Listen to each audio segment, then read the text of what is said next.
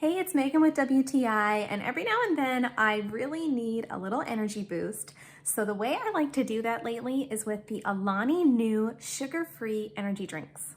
This flavor is cherry slush, and it is absolutely incredible. It has this really bright cherry flavor without being too sweet. It's also carbonated, which makes it super refreshing and makes me feel like I'm enjoying a soda. It is super impressive to me that these contain 0 grams of sugar because they have no strange aftertaste whatsoever.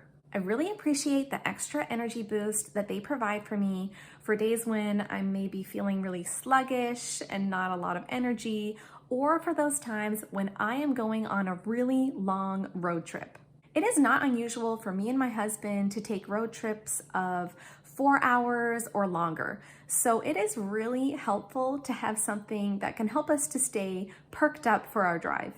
I think this Alani new energy drink is really enjoyable and super refreshing, and I am really pumped about the fact that it has no sugar. And that's my point of view.